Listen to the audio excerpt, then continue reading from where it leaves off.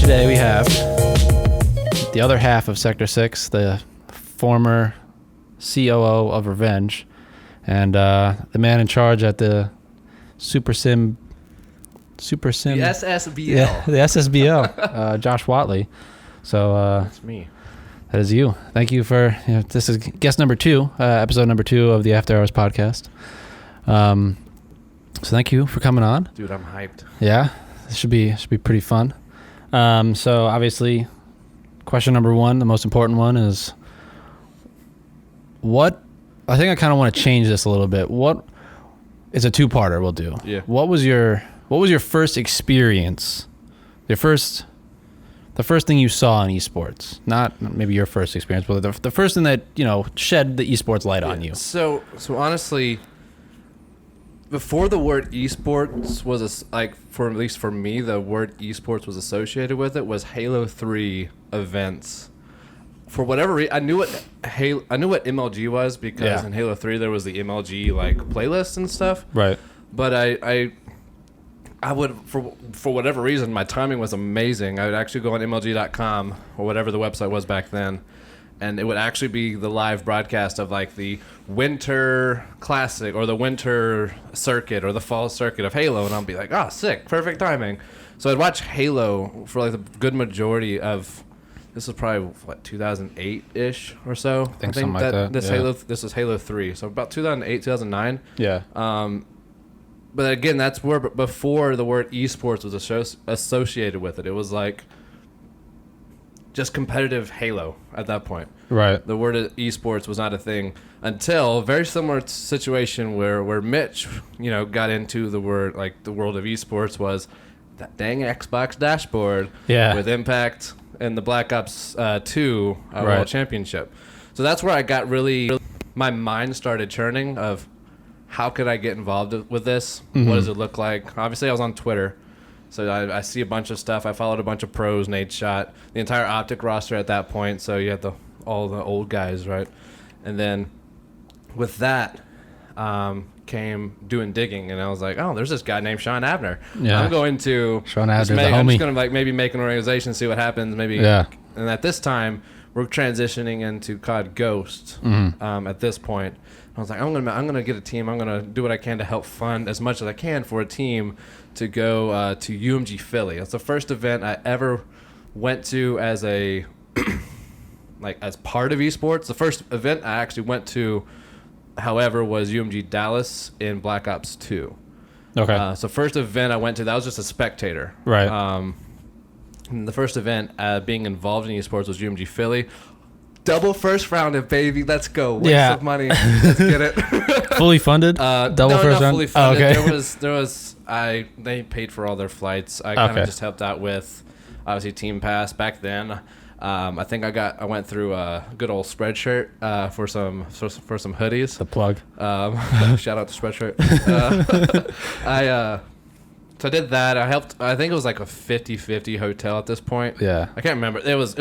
And obviously, there's the drama that comes with the amateur scene, especially in Call of Duty. So I think I probably ended up paying for 90% of the hotel, I'd assume. Damn. I can't remember. There's a bunch of people, I don't have the money. Yeah. At that point, it's okay. Just kind of is what it is. And at that point, I was just waiting tables, had no bills to really pay. My car was a car handed down by my dad. So I had nothing to pay for at that point outside of whatever I wanted to. Right. So I just waited tables and made a good amount of money doing it. So that's how I got into esports that way. Mm-hmm. But then with that organization came Merkin. I think I funded, honestly, I want to say I funded $100 to help with the Merkin stealth side of things. So this was 2014 MLG Anaheim. So this is before CWL. So MLG Anaheim. Yeah.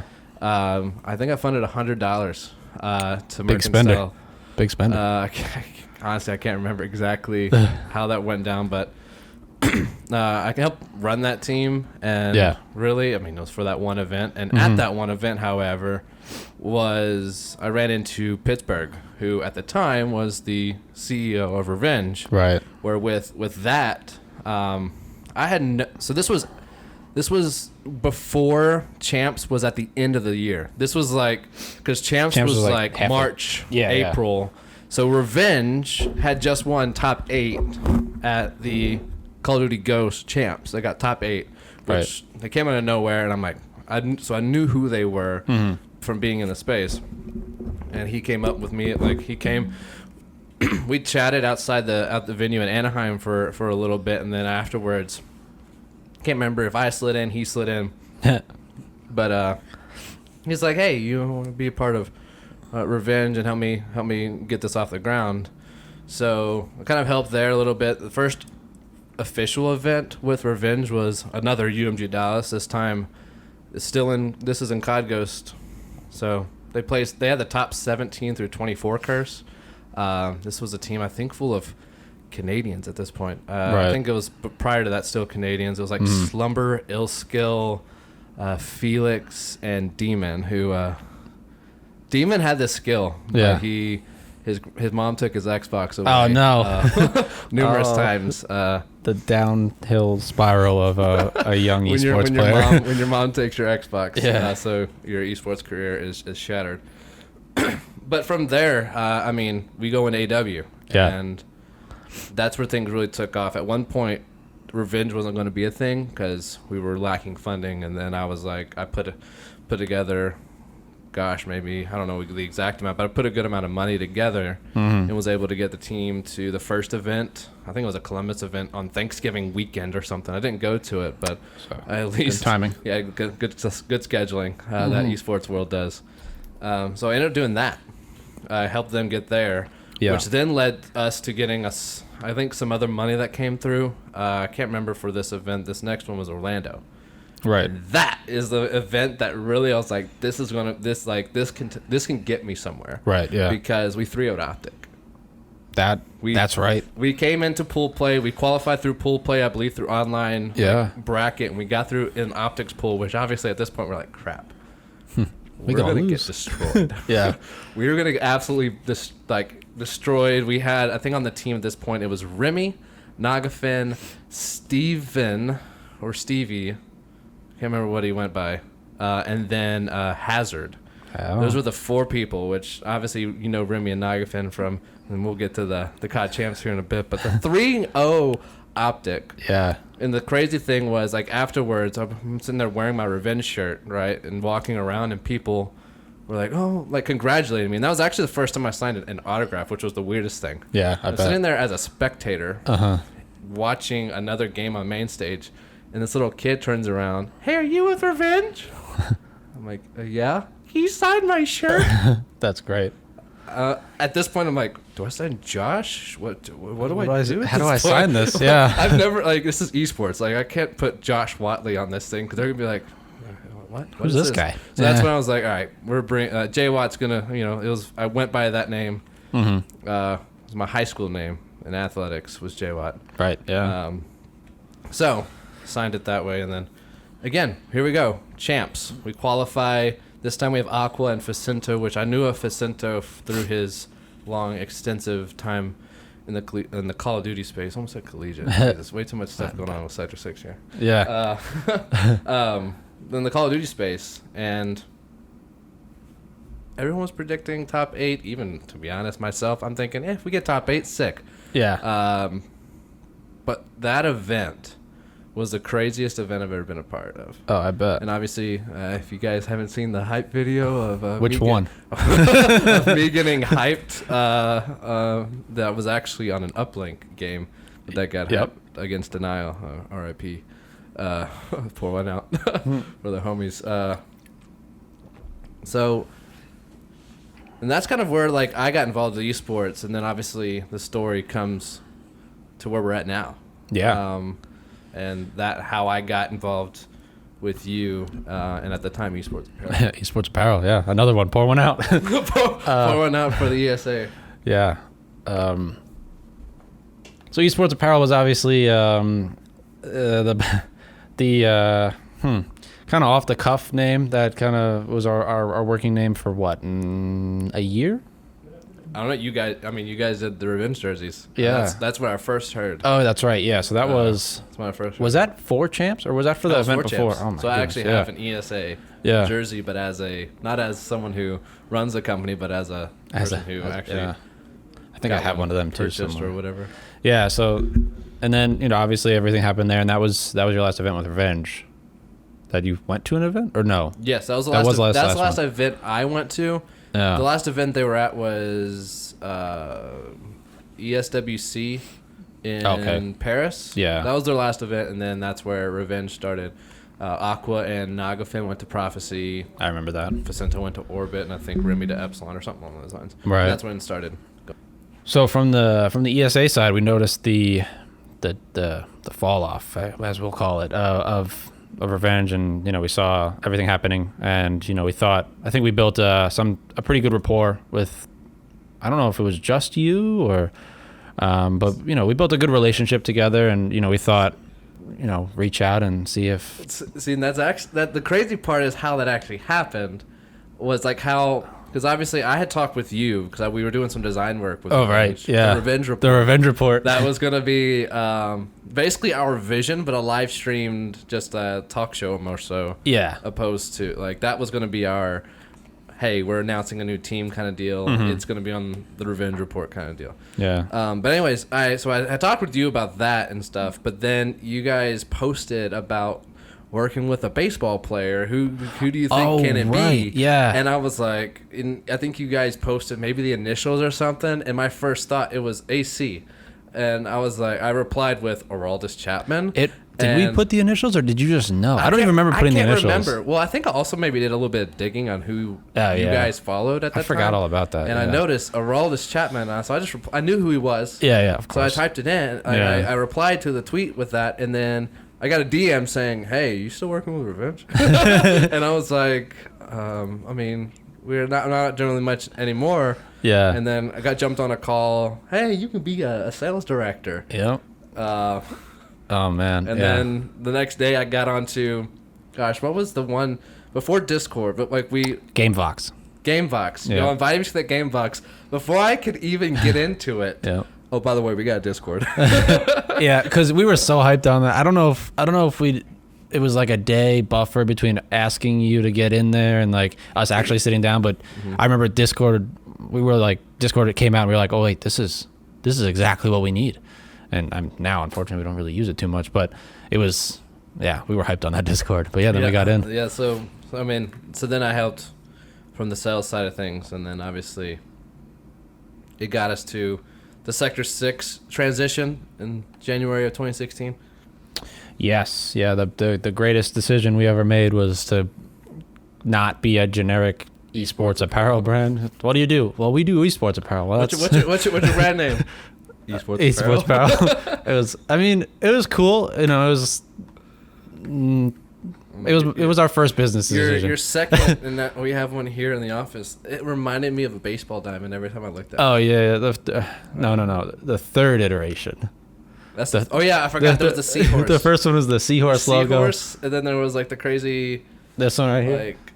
It's. I don't even know what that is. Like a little box. Yeah, it was. And then there was the what I call the baseball diamond. Yeah, which is, logo. It's a pretty decent looking logo, but it's not bad. Once we could put some branding to our company and some structure to it was a little bit easier to be like, well, what do you do other than esports apparel? Well, that's just all we are. Well, it's esports apparel. Yeah.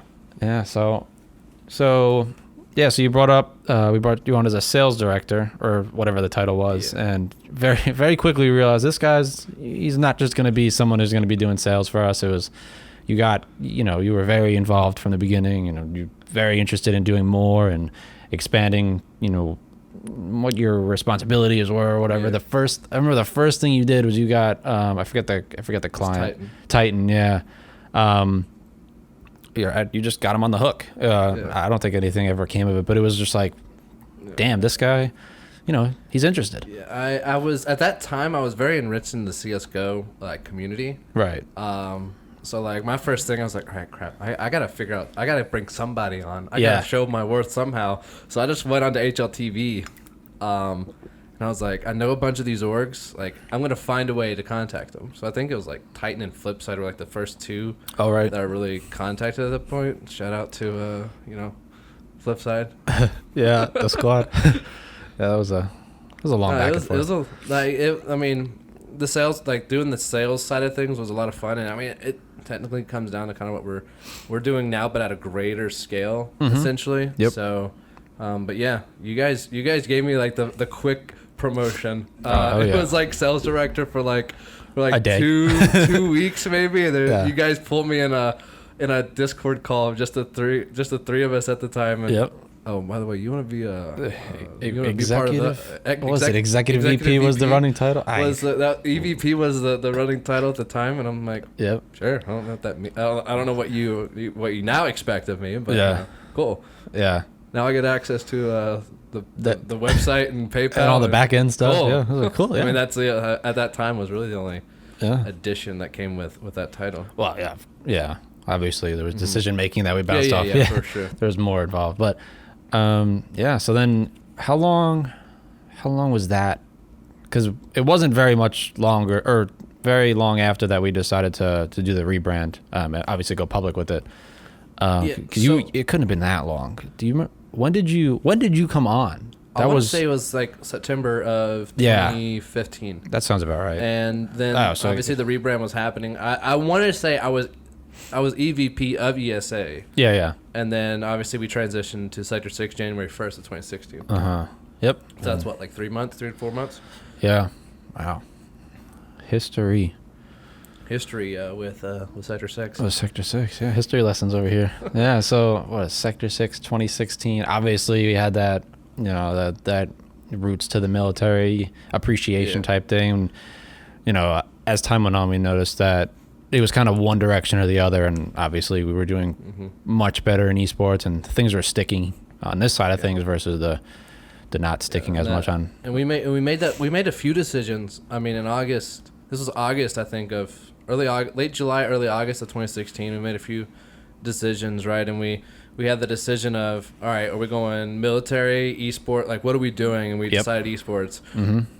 Should we get rid of the shield then? so we got rid of the oh, that's we got right. rid of all this, we got, I think it was 3 stars. 3 stars and a shield. Yeah. And we're like, let's just go with the S. It feels more sporty. So like clean. It's clean. Let's just go with it. So we made that decision. At the time, you and I were like, all right, let's get this thing off the ground. Let's get an office. so we go down back where I'm from, and we and we look at this warehouse that I think at the time was going to be maybe $400-$500 a month, something like that. But we were gonna have to like build it out, which was fine. We were gonna figure out ways to do that. Mind you, I still lived on Long Island, and I was gonna so you're gonna be making trips. I'm out in East Texas. Yep. And so we get that warehouse, and we're like, sick. This is gonna be so dope. We're gonna have this here. We're gonna have at this time we're gonna have like all of our like your stations here, internet, like it's gonna be awesome. And then I think 3 weeks passed, and it's about to be come up on like the next payment. And this is right where Chris Cheney comes involved. Yep. And we get involved with Chris Cheney, and we start talking with him. I think we had already been talking to him 2 or 3 different times at this point, and we're like, the opportunity that he puts in front of us, like he's not just messing around. We've had people contact us before. Exactly. Yep. But we're like, this dude's for real. He's legit. Legit. That is legitness. For real. Yeah. So we're like, so I like immediately called the guy who like the landlord dude. I'm like, by the way, dude, we can't do this. We're probably, chances are like there's a bigger opportunity. We might be moving elsewhere. So I gave him the keys, and he's like, sure. So. We get out of that, and guy got a 3 months of rent. A free month of rent without having a tenant. and then that's when we transit. Like we build our relationship with Chris, and that's where things really started taking off. So many different times though, we were trying to figure out what we wanted to be. Yeah, there was. Think back at it. Yeah, there was a lot. Remember, I was thinking about this the other day. I don't even know if we went public with it. I think we did for like a couple days, but it was innovate, perfect, perform. Oh, remember that tagline we had? Yes, we were trying to figure out. We wanted to have like that just do it, like something that like has an impact. And I can't remember. were really wanting at that time to be really like performance based. Yeah. Like, how can we be a performance apparel brand in the space? Like, not just like at that time custom merchandise and jerseys and stuff. Like, how can we really be and make an impact as a brand? And the first thing we tried to figure out is a catch line. Yeah. A little catchphrase, and it was innovate, perfect, perform. IPP. And I think we may have like tweeted IPP once. Yeah. I can't remember. Either it was me or you or the Sector 6 account itself. And then it was good times. There was, I mean, we met like through all the conversations obviously we had with Chris, we met a lot of cool people. Obviously Nick Loftus being one of the coolest ones. I think one of the cooler ones. I think he's like overall for what he's done in his space. Yeah. Like growing up in middle school, right? Oh yeah. You thinking apple bottom jeans from the song what was it? What's the Low name of the song? by Florida. Low. Yeah. And you're like, wait a second, this guy helped make apple bottom jeans? Like that's like whenever I found out that that's what he did, I was like, that is legitness. Yeah. Like and he was, I mean, that so when Chris connected us with him, he was probably the first person that like I could associate with a brand that like was notable to me outside of esports. And I was like, it's kind of like a little bit embarrassing to like look back at this now, but I told everybody in my immediate like friend group and my family. It's like, oh yeah, I got connected, and I'm talking with like almost on a weekly basis at this point. That's right. Yeah, we talk to him all the time. On a weekly basis, every Thursday it was. Every Thursday. Thursday at like calls. 4 or 5 p.m. in the afternoon. If I made it, because if you made overnight it, life. If your overnight target shifts. Oh man, we talked to him every week. It's like, I talked to the guy who made apple bottom jeans, which I mean. That's cool. Yeah, it's pretty even legit. Then, I mean, obviously, Chris has done a lot for us, and that's where I think we can kind of transition into where we ended up with the Infinite side of things, right? Yeah. And obviously, Infinite was an interesting situation for us. It was an atmosphere we've never been a part of, especially in esports. Yeah, exactly. So, but like my overall thoughts of how it was with Infinite, I enjoyed it. Right. Yeah. It was fun. It was obviously, everything that's going on over there is, not involved with us, but it was cool. It was great to be around as many people as we were, and it opened tons of opportunities for us, which was great. Well, it was just a cool, like, despite obviously the public perception of the ecosystem that was had there, it was a cool environment to be a part of. Yeah. Because we would be like we were the merch team, right? Yep. Obviously we have that picture of us where we look like we're about to drop the hottest mixtape of 2018 from our Infinite headshots. But like with that, like when you take a break from what we're doing at work, and we could walk down to the IPI guys or something and chat with them about whether it's health, nutrition, whatever, or if they're in the gym, working out with one of the teams, or GGA with Doc, right, with Brian, and him, teaching like a student of his like fighting games and all that stuff, and working with hitboxes, and like it was just interesting. There's different things going on there, which obviously not a lot of people from the public know, like how it actually went down. It was a cool environment. You would walk by like the marketing side where the graphics are being made, and like, that's a dope graphic, and it's like it was a cool thing to be a part of. Right. And from the merch side of things, it was, as Mitch said in his, it was like we worked with Optic. Like that as a fan of Optic, like I was a big, I still am a fan of Optic, and I was a big fan of Optic. Obviously, Nate shot in the Minecraft days. That's really when I got into Optic. So doing the merch for Optic was like almost like a bucket list kind of something, like check off. Yeah. Something on the bucket list. Yeah, it was definitely the same here. I definitely had that one on my list of things that I never thought I'd achieve. Or we'd achieve. That's like something, I think you and I even talked about this like a year before everything even happened. We were like, if we got Optic, dude, it'd be crazy. Yeah. It'd be wild. Yep. And we're like, let's just work up a design and send it to him or something. Because at that time, I think they were at the Scuff House, and I think you and I talked about this. They were doing the package unboxing for like, should we send them a design? We never did. No, we didn't. We thought about it though. What was it? I think we were gonna send beanies. Hats. It was some type of hat. Yeah. Yeah, it was a snapback. I remember we looked for videos to find the P.O. box. Yeah. I remember doing this vividly. Mm-hmm. That was Yeah, we were like, this is how we're gonna get in front of Optic. Then obviously, with everything that went down with Infinite, that's how we got. Yeah. Even though it was kind of a little bit different, but a different same way effect. of getting there. But I probably have the same effect on me personally. Oh yeah, hell yeah. Of working without the same reward. Mm-hmm. And now we check that one off the list. Check that one off. Yeah, on to the next things on the list, which I don't know. My list is just, it's not really a list anymore. It's just kind of like keep trucking. Yeah, I don't know if you have. That's just my overall. I mean, that's overall bucket list my entire life. I mean, there's a lot of things on my bucket list. Meeting Gordon Ramsay Gordon Ramsay's up there. Yeah, that's my dude. He might not be on my bucket list, but he is now. That'd be a pretty cool one. But yeah, now we're here. We're here where we're at. Obviously, with Nations and doing some cool stuff. Definitely some cool stuff that we're working on now. So we got Infinite. Well, let's back up a little bit because we went to. So we moved out here, or I mean, I moved all the way out here. Yeah, I moved 2 hours. You moved up. You moved up a little bit. We got into September of 2017, September 1st, 2017. We moved into the Entrepreneurial suite, baby. Yeah, it was probably, I don't know. I feel like recently I feel I've been in a really, really productive kind of flow, but that first September, October, November, probably 3 months, I feel we were the most efficient ever. Like there was not a moment where we weren't working. For the size we were at that current time, absolutely. Because it was like, for us, it was like it's do or die for us. Like, we have to hit these numbers. We have to make a certain amount of money. Otherwise, we ain't going to have a roof on our heads. Yeah. But that was like overall, like number one, that's the first time I moved out of my parents' place. Right. So it's like my first time outside of just living with family. So it was an interesting experience, and obviously we talked about this.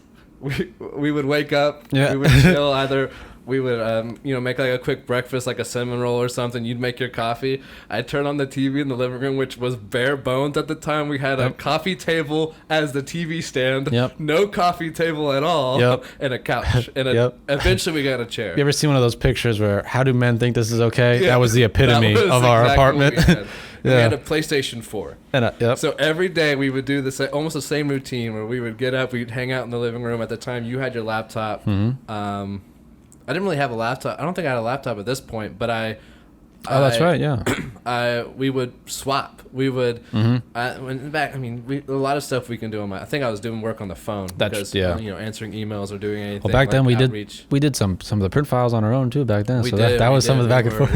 We were the entirety. Graphics and everything. Yep. But we would, hey dude, you play about 2 missions of GTA, then you answer some emails and back and forth. Like it was just we finished the entire campaign of the story mode of GTA in like probably a week's time. Yep. That's probably my 3rd playthrough of GTA at the time, maybe 4th, and that was probably my most enjoyable playthrough, just because one, I've never played it obviously in tandem with somebody else, so it was just it was fun experience. It was wild, but it was also super. We would have like 16-hour days of just back and maybe not 16 hours, but we put in our work, but at the same time it wasn't that bad because So we would play. I bet you we probably played GTA at that time for like 4 hours, obviously working together. Then there'd be a time where we got super serious mode, and you'd go to your room and get on your setup, I'd go to my room, we'd hop on, even though we're in the same apartment, we'd hop on Discord and just get our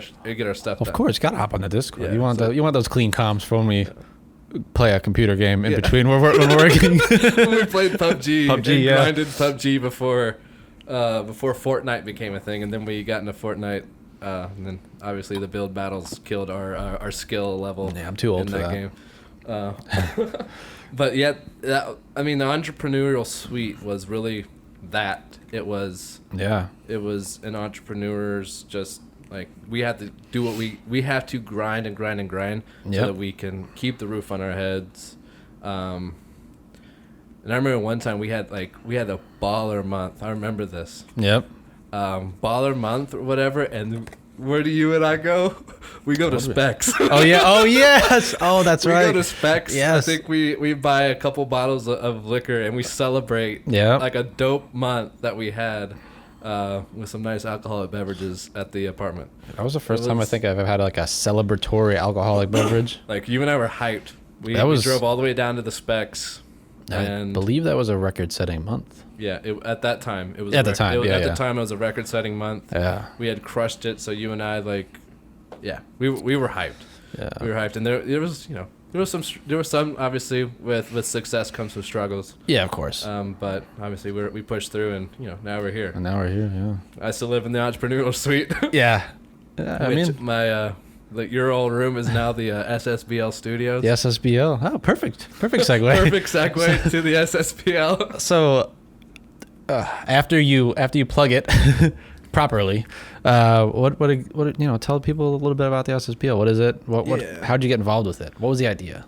So number one, and obviously there was some inspiration from watching some other content like it, but even then. So just to give you a background of what the SSBL is, it's played off. It's a stream I do every Tuesday right now Tuesday, Thursday. I'll be adding a third day, probably in the next 2 weeks or so, 2 or 3 weeks, once the season 1 concludes, and we expand to 16 teams. Yeah. But anyways, so basically it's using the Super Mega Baseball 2 by Metalhead Studios, and they finally added AI versus AI spectating, which.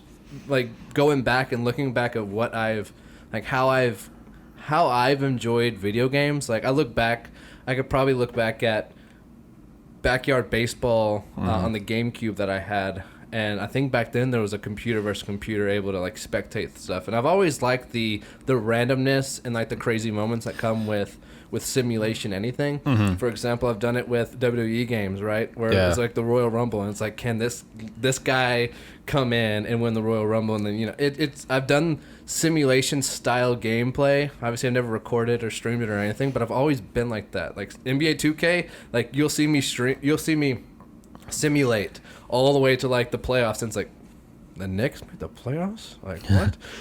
How did this happen? And it's this is the randomness and the cool moments that can come out of it. Right. That's what got me into the simulation side. And then once I figured out, it's number one, I have a Twitch account. I can stream. I'm looking for something fun to do outside of the everyday working of Sector 6. So what can I do? So I'm this game is fully customized. You can make your own logos in it. You can do all this kinds of customization with your characters. I'm going to make 8 teams. I'm going to make a league. There's going to be 14 games. I'm going to cast this thing. I've never casted anything in my entire life. Yeah. But it's a sport I love, baseball, so I know a good amount about it, and I'm I'm going to give it a shot. The first stream I ever did was probably, I think, the 3rd time I ever casted anything. Yep. I sent you a test run of the recording. The first one I listened to, you sent me, and I listened to it, and I was pleasantly surprised. I was like, wow, he never casted before. This is pretty legit. Yeah. And then I forgot what adjustment you made. You made an adjustment for a second. I think you added the overlay, and then you sent me that video, and I had it, and I played it on my laptop, and Alyssa was in the room, and she was like, that's legit. Who is that? That's Josh? Wow. I was nice. I think the second iteration was we added the overlays and stuff, but as well, I bought an Audio Technica. Oh, right. Yeah. Because I was using just a Turtle Beach headset, which at that time, my voice is, when I talk, it's usually pretty quite loud, especially when I have a headset on. So, So the mic quality was just awful. I'm if I want this to be a fun experience, high quality kind of entertainment, I gotta spend money on a quality mic. So I got the Audio Technica, and I started the league up. I posted on the Reddit, got some people there involved. I peaked at 13 viewers at one point, which was pretty dope. 13 people watching someone cast computers play computer. That's pretty legit to me. Computer versus computer baseball. Yeah. But it was crazy. Obviously you were there in the stream. Yep. It caught me off guard completely, because in this game, that's right. If a character gets hit with a ball super hard, whether it be a line drive that hits him in the face, or at bat getting hit in the head, it almost, it looks like they're dead. Yep. And like the character for the wrong fielders, Max Wells, who's the pitcher, got nailed with a line drive. Right. And for me, I'm like, I froze, and I was like, Max Wells is out. Like, I was just mind blown. And like, it's that kind of like content in AI versus AI simulation kind of games, or even games like this, where it's like, I can make something somewhat entertaining. Yeah. And then obviously the rest of the season, we're now in, the playoffs. So it's exciting times. Yeah. Yeah. So what there's what? Oh, we're going into the playoffs. So when does that start? When do the playoffs start? Well, this is going up Friday, right? So as we're still waiting for the wild card series, which is your walkers. Those are my boys. Your walkers versus the wrong fielders in a best of 3. So glad we made the playoffs. As this is going live, someone had won that. Congratulations to whatever team that is, and they will play Mitch's Dragons in the first round. Oh, it better be me. I would love to crush his Dragons. And that'll be on Tuesday, twitch.tv/jwatx. Plug. I respect it. But yeah, but as I said, for season 2, I was like, I want to get more people involved. So Yeah. I got on the Reddit thread, said, hey, who would want to quote unquote manage any of these like teams, which all it is like changing a lineup or a position change or something along those lines. So I got some interest, and I was like, all right, let's bump it up 8 more teams. But at first I'm like, how many games is this gonna be? Crap, what am I getting myself into? But yeah. I think it's gonna end up being like 112 total games throughout the entire series, not played by each team, just 14 played by each team, but 112 total. It equates to I think 112 regular season games. Yeah. What is that? You're gonna try and do 4 or 5 games a stream, or 3 or 4? I think I've thought about. I think my max number I really liked. Like I tried 6 back like 2-3 weeks ago. The extravaganza. And the SSBL extravaganza, and I was like, dude, by the 6th game, I'm like burnt. I fly ball to first. Like, I'm like dead. Yeah. I'm like dead beat. Like I'm like I got to. 5 was fine. Okay. I think I might do 4 or 5. I think that's probably over good. 3 days. Get 12 to 15 games. It leaves you like 10 weeks? Yeah, something along those lines. A little bit more or less. Yeah. 10 weeks. That's not bad. I mean, it's a good season. How long is this? I mean, a football season, the NFL is 16 weeks, 17 weeks, right? Something along those lines. With a bye, 17. Yeah. I mean, you could be baseball, regular baseball. it's That's true. 162 games. That stretches from Imagine April casting 162 games to end of September for a regular season. Yeah. Like that's a bit of a stretch, but yeah. no, it's been good. It's been fun to do, and I've actually gotten.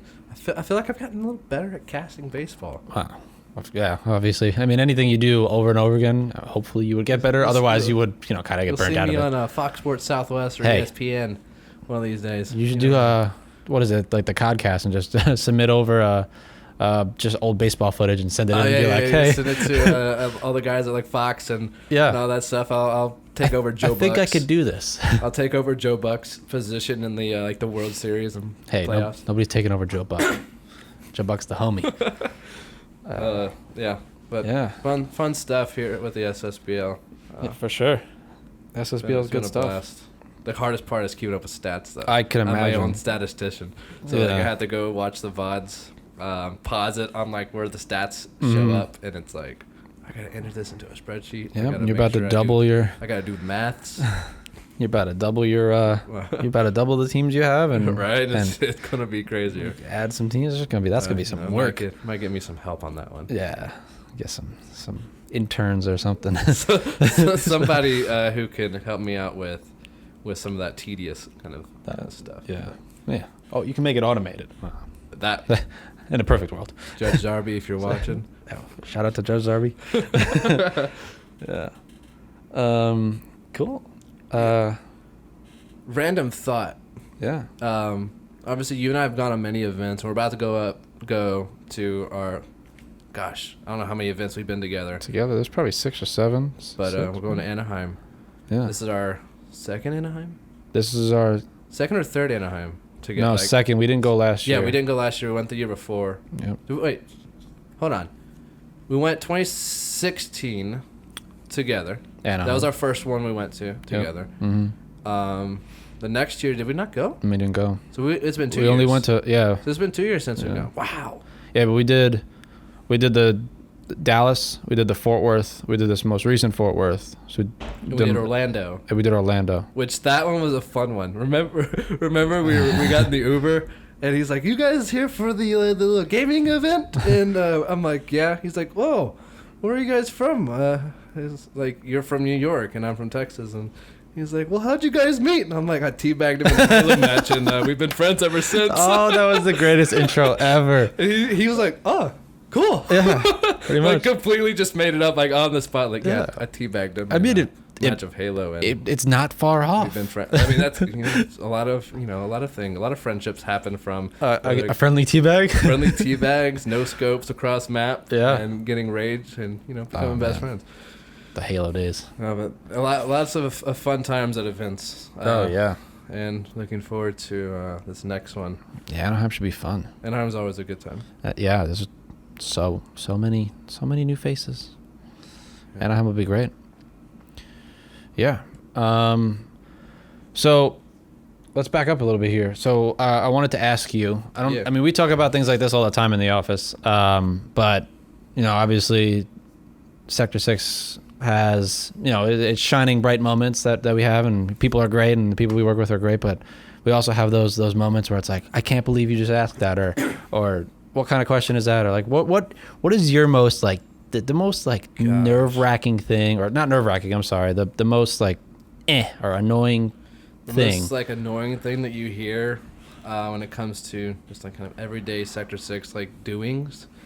Gosh, I mean, there's so many that I can spin off. I don't know if I could pick a favorite. Obviously, the post that we had yesterday. Shit, here we go again. with the free jerseys. That's always like I guess one of the most I guess frustrating ones, because obviously. Like that's money we have to spend now, right? So, yeah. I mean, I think the craziest one is when a client comes to us and it's like, "Can you do this jersey?"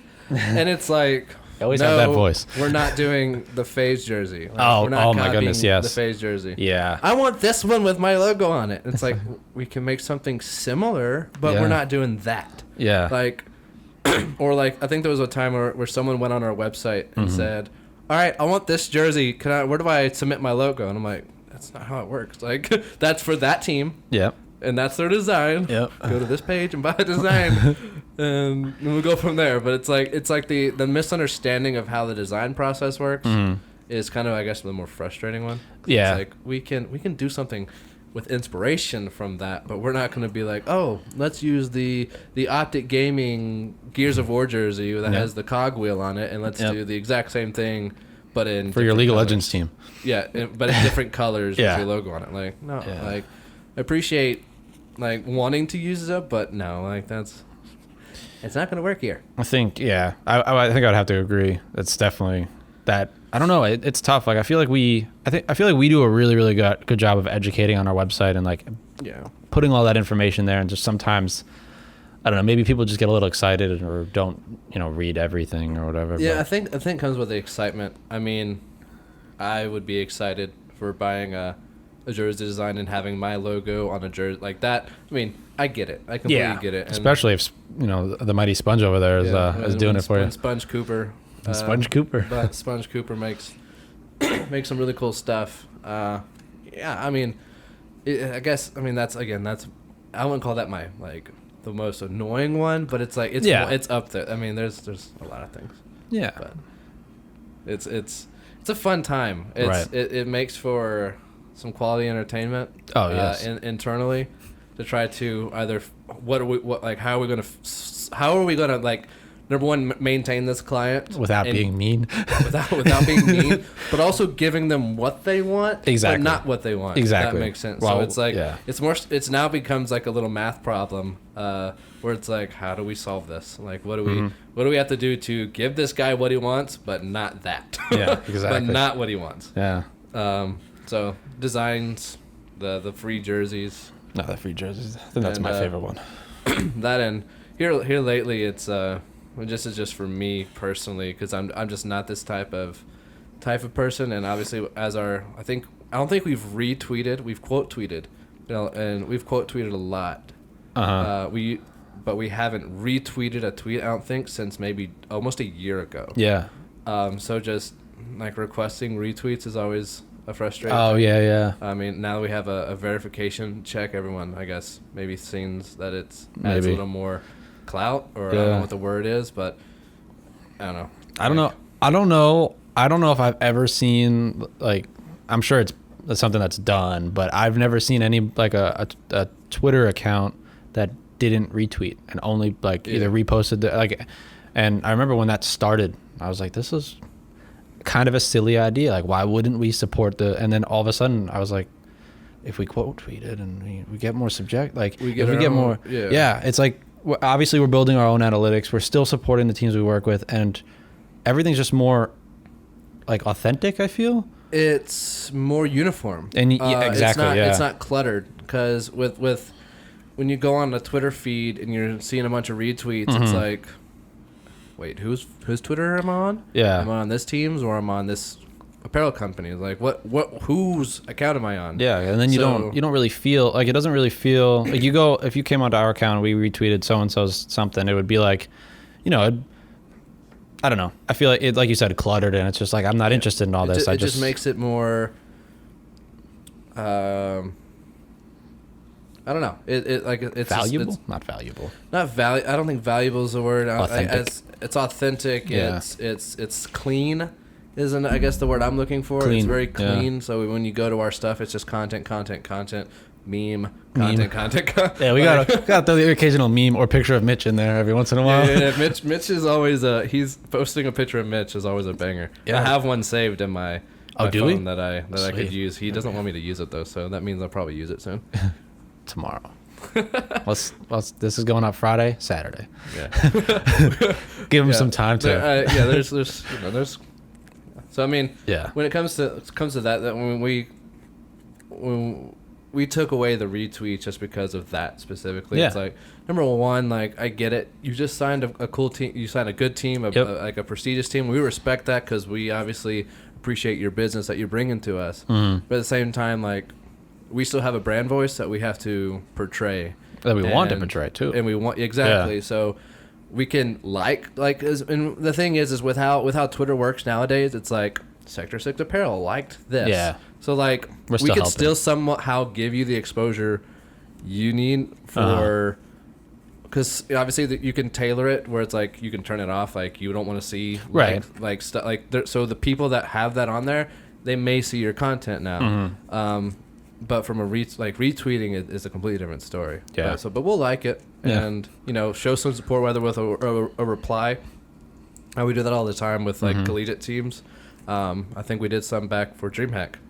Yep. They didn't request a retweet or anything, but we were either mentioned or we just showed our support in general. So like, there's many ways we can help a team with social media and showing support, but retweet just helps with the cleanliness of our Twitter account, as well as just the brand voice in general. Yeah. All right. So we covered the least or most, like, frustrating thing. What is your, like, what is the thing you enjoy the most about being Sector 6 and, like, doing what you do every day? What is your favorite thing? From an everyday perspective, it's getting new clients on board, or getting like, for example, we have X amount of teams. I can't remember at this point. We have maybe like 8 teams between the NPL and NPLC.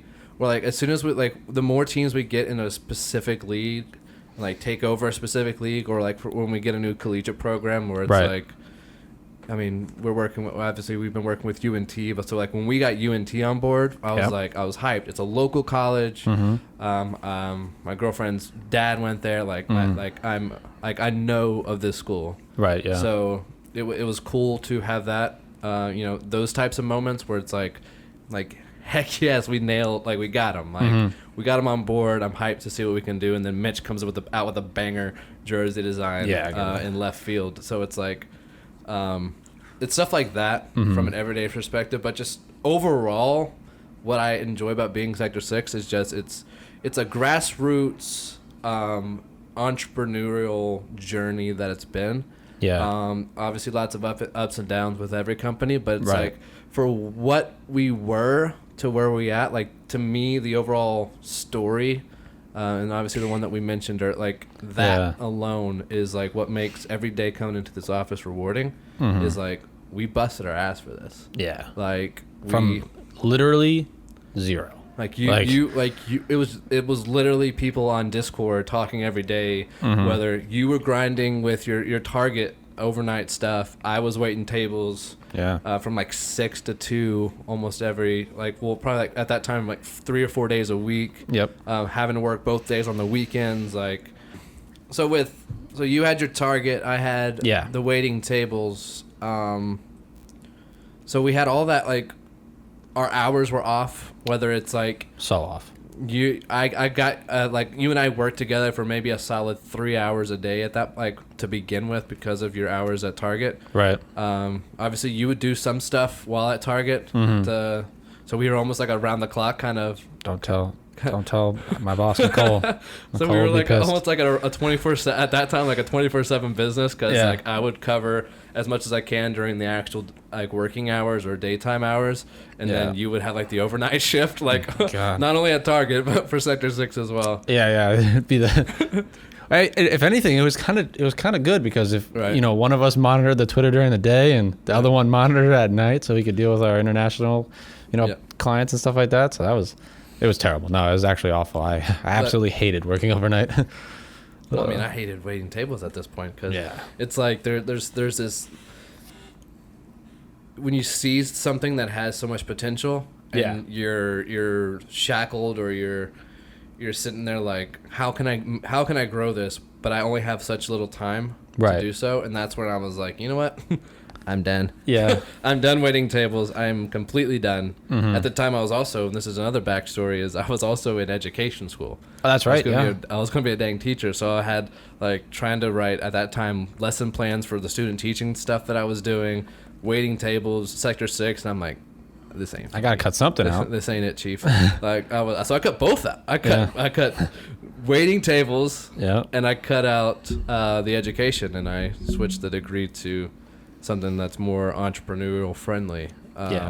So I mean, that's again the whole purpose of this time of backstory is the fact that like that's what makes coming to work every day like so rewarding. Is like it's not like we weren't gifted this. Like regardless of how, like we busted our ass to get here. It wasn't even like it was we were hired, or like we brought you in, but at the same time you molded this company just as much as I did. But it's like we didn't get hired to, like, we didn't land some sweet job out of college. It was like we made this job. It was just like I agree with that.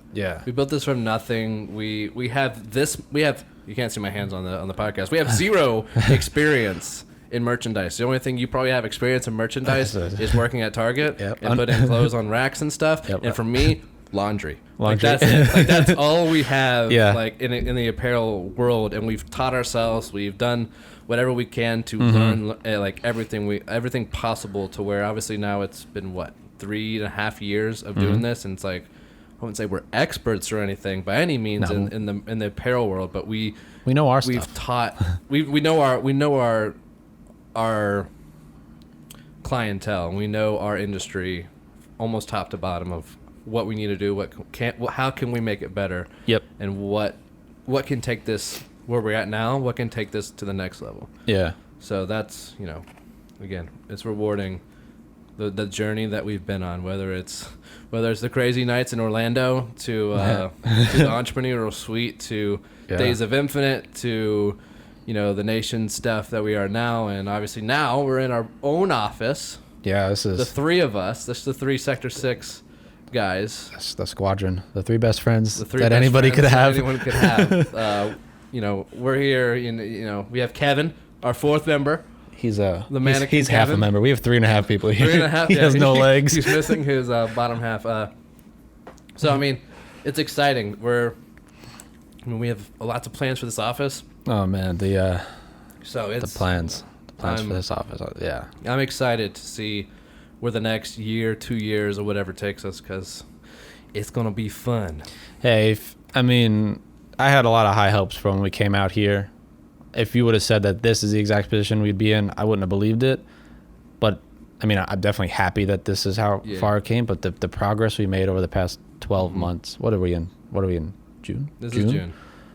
So 6 months. I would say the last 18 months. Like when we moved here, moved into the suite. Yeah, we've been here since September in Frisco, so almost 2 years. Almost. Oh, that's right. It's almost 2 years. We're approaching the 2 year mark, which is pretty wild. Oh, it's so wild. This guy Zack is now a country man. He listens to country music, says the word y'all. I say y'all all the time. I swore I'd never listen to country music. Alyssa loves country music. She has, I think, since she accidentally found out that she liked country music when she went away to college or whatever. But I now love country music. Country music. You got drink, myself you drink beer. You drink beer. You listen to country music. You got dogs. So everything that composes a country song, you now have. Yep. And you're engaged. So congrats on that too. Oh, thanks. I appreciate that. Now everything that every country song. Pretty much. Is and I got myself enriches. one of them country hats and one of them big belt buckles. You got a Jack Daniels belt buckle. Yep. Yeah. We went to a country festival. Yep. Like, you're now enriched. I should have been born here. And then the other day we're singing Deep in the Heart of Texas. Yeah, we were just singing that. Yeah, it was just the other day. We were I can't remember where we were at. Down in DreamHack. Yeah. Down at DreamHack. We were singing Deep in the Heart of Texas. So you know. You're fully enriched into the Texas culture in ways, especially shout out to Whataburger. Yeah. Whataburger. Shout out to Whataburger. So you're here. Yeah. It's been 2 years and 2 years ago, if you would have told me that I would have been this much Texan, I would have smacked you. No kidding. It would have been something out of like a children's fictional book that you exactly. That's a bunch of nonsense. Yep. There's no way I'm gonna be buying a Jack Daniels belt buckle. I don't even drink Jack Daniels. At the time, I did not. I only drink whiskey because it is now here. Yeah. Well, not that it wasn't in New York, but for whatever reason, and now I drink a lot of whiskey. Yeah. It's like I said, it's been a journey. It has definitely. It was only been a fun journey. A 2-hour journey for me, a 24-hour or so journey for you to get here. Which time? The flight wasn't that bad when I moved here, but the drive was 32. Yeah, the drive. That was it was fun. Because you moved. Backtrack just a little bit. You moved here. Wait a second. You moved here with just a backpack. Dude, of clothes. I moved into my room in the apartment with a backpack. Yeah. A backpack and a suitcase. I put as much as I could in there because I traveled back and forth, so I still had a room with my mom for a while. But I had an apartment. I didn't live with my mom. Before anybody judges me. You lived in the basement.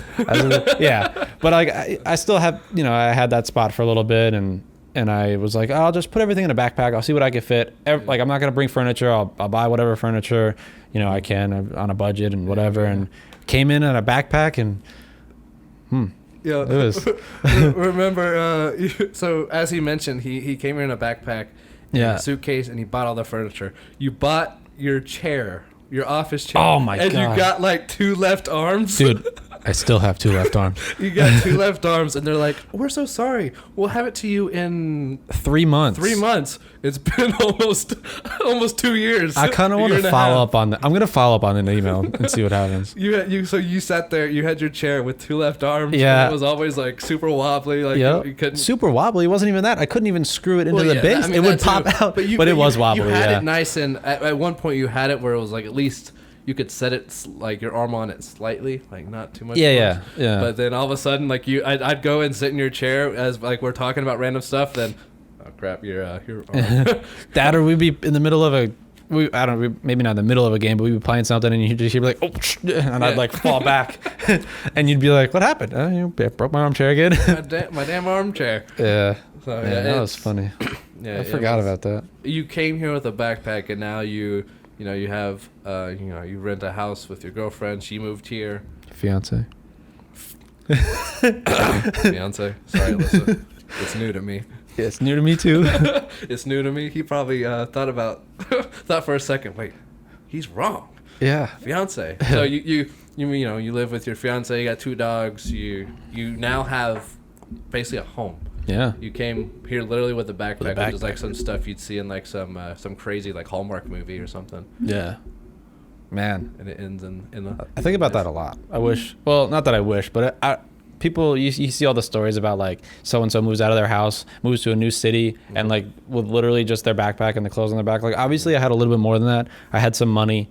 Not that I had a lot of money, but I had, I had a job. I had some money on the side, and I had, at worst case scenario, I could just move back home. Right. But like people legit like break ties with their family and do that stuff.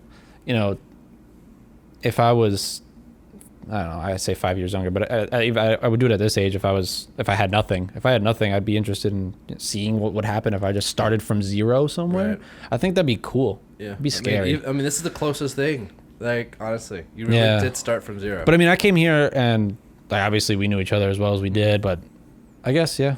You really started from zero. Like, you knew nothing. You didn't have a car. Didn't have a car. I didn't have a car for what? You didn't have a car for September the first, I bought my car in February. Yeah. So that was, 5 months? 5-6 months. Oh, miserable. Like, you either stayed at the apartment, ordered DoorDash. Dude, that DoorDash. Order Domino's pizza or something. You ordered some food delivered. And just chill at the apartment. Yeah. I'd go away on a weekend. Yeah, it'd be. Come back and I'd have like, oh, you have leftover pizza. You mind if I? Yeah. There was a good deal. I stocked up. Oh, I see you got a 2-liter bottle of Dr. Pepper. Sick. It was good. Yeah. It was, and that was also obviously before. Maybe not obviously, but before we were with Infinite and everybody there. So it was me and you. Like I didn't have any friends up here. It was. You went home and I was like in the middle of nowhere. Yep. No car. You have nothing. You didn't even Uber anywhere ever. No, I didn't. I don't like spending money. Yeah. I'm very like, this is my money. I don't want to spend it on things. We were in walking distance too. Like I was just gonna say, I walked to Target one day and it was the worst decision I've ever made. You don't want to. Yeah. You don't walk to Target and it was a mile maybe, but like you don't walk to Target in the August heat of Texas. It was hot. It was a bad day. But. Yeah, crazy stuff.